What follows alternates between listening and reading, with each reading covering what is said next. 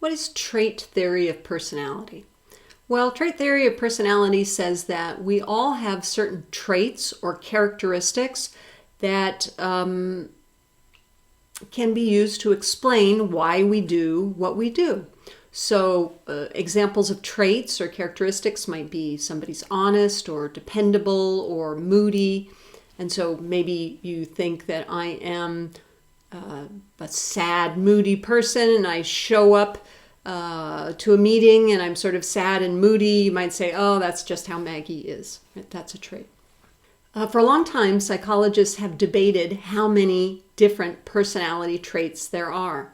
It's sort of like, remember our lecture on intelligence, psychologists debated how many different types of intelligence there are.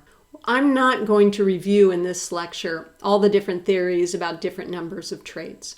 I'm going to just skip over all of that and tell you about what most psychologists believe are the main traits, personality traits today. The big five: openness, conscientiousness, extroversion, agreeableness, and neuroticism.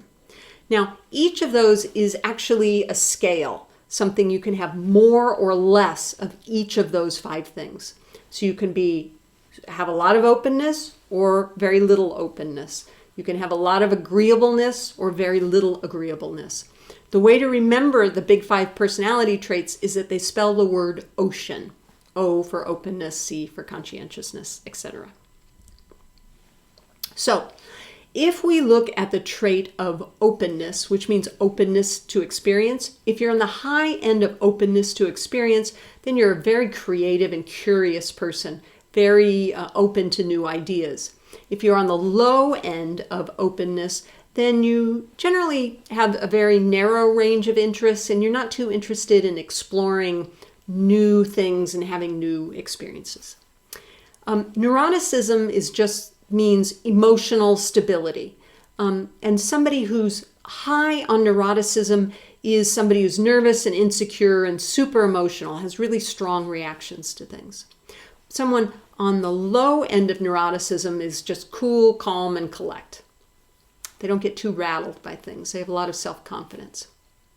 Conscientiousness, if you're high on conscientiousness, it means you're dependable and organized and hardworking. If you're low on conscientiousness, then it means you're very impulsive and disorganized and careless. Agreeableness, if you're very high on agreeableness, then you're a very warm and cooperative person. And if you're low on agreeableness, then you're sort of tough-minded and rude and irritable. And finally, extroversion. Do you know extroversion, introversion? Somebody who's high on extroversion is a very social, outgoing person. When they really want to have fun, they want to get together with a big group of people. If you're low on extroversion, then you're probably an introvert, which means your idea of a great evening where you really recharge is probably to sit by yourself and read a book or just be quiet and cautious. So, classic questions about the big five personality traits. Are these traits stable? And yeah, they seem to be, at least from the age of 30 on, these personality traits seem to be pretty stable. So if you're 30 years old and an extrovert, you're probably going to be an extrovert your whole life. Do we inherit these traits? Yeah, it seems that about 50% of each of these traits has a genetic basis.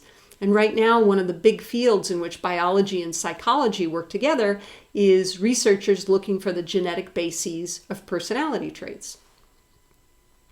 Are these traits found in other cultures?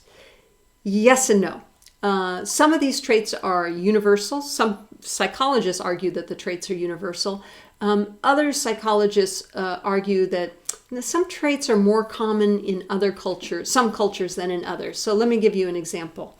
If we go back to agreeableness, I used to live in New Jersey. New York City.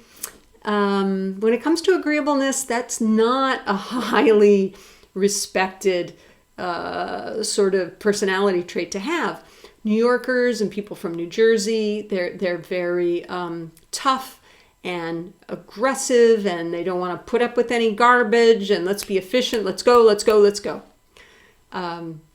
when I used to fly from New Jersey into California, it would take me a few days to get out of that way of being, which everyone in California found horrifying, and to become more of my Californian self, which is nice and easygoing and, you know, how we are in California.